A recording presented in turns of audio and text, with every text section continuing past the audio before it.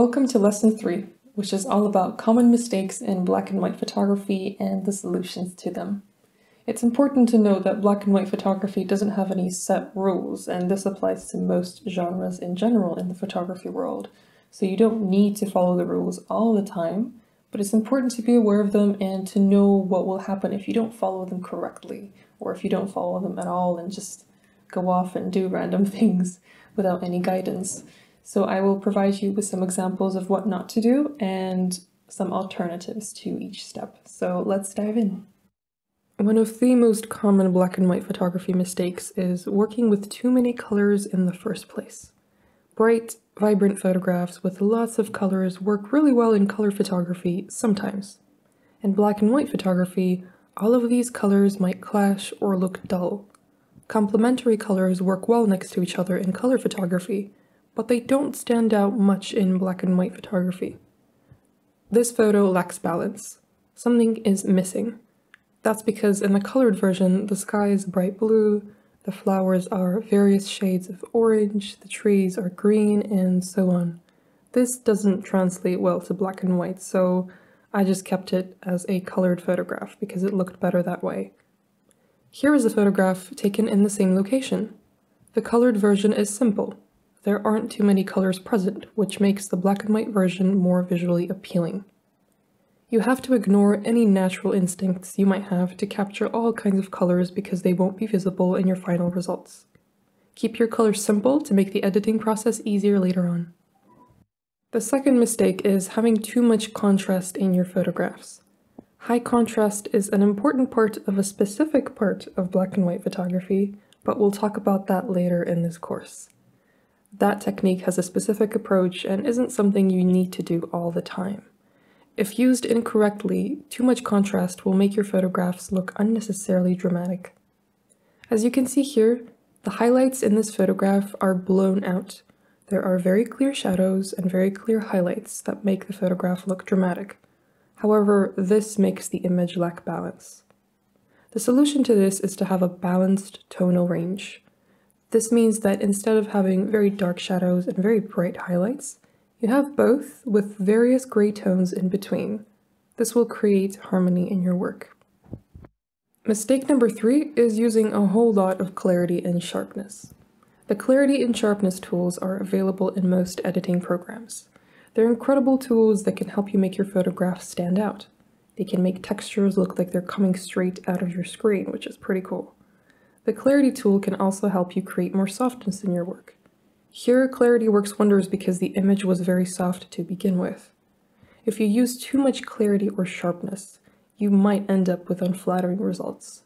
As you can see here, this photo looks much better when the clarity slider is closer to 0. It's completely okay to experiment with different editing tools, but remember that using them too dramatically in most cases will usually not have a good effect on your work.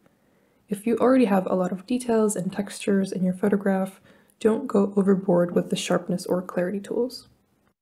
Another common mistake: making compositions very busy. Without color, composition stands out a lot. If you have too many subjects in your image, your composition will be messy and you won't be able to tell an impactful story. Take this photograph as an example. There are lots of things going on here.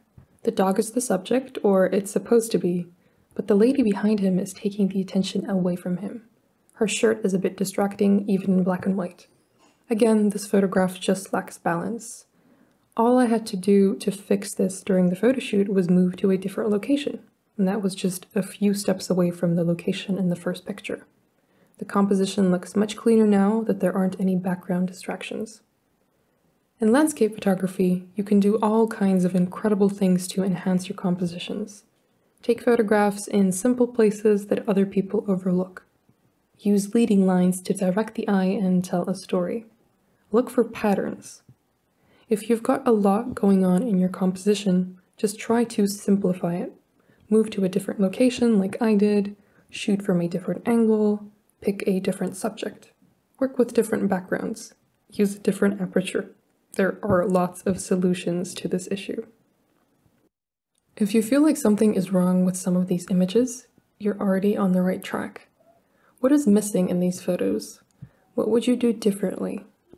This leads to the final mistake that many black and white photographers make. Never ever assume that you're an incompetent photographer if you take photographs that you don't like or that you feel don't really look good. This is obvious, but it's something that needs to be said. If you looked at the photos in this lesson and related to some of the mistakes and you felt like you often make these mistakes, don't be discouraged. I've been taking photos for over 12 years and I still make lots of mistakes. And the point is that there's always room for growth. Instead of beating yourself up for not getting the right photograph, think of how you can improve in your next photo shoot. Take notes, watch black and white movies, be resilient. This is how you'll learn and improve efficiently. Black and white photography comes with its own challenges and rules, and sometimes you can break them, but oftentimes it's good to know what they are and just be aware of them, just so that if you do come across an obstacle, you know how to overcome it easily and creatively. My challenge for you in this video is to look at your black and white photographs, preferably your favorite black and white photographs, and see what you could do better. So analyze them objectively. I know that's kind of difficult to do, but if you learn how to do this, you'll be able to improve at any point in your journey. If you need help, feel free to ask your fellow students in the forum or send me a message. I'll be more than happy to provide you with some constructive criticism. The point of this is to figure out what you could do better in your next photo shoot and to encourage yourself to keep improving and learning and inspiring yourself. I look forward to seeing your results and to hearing from you.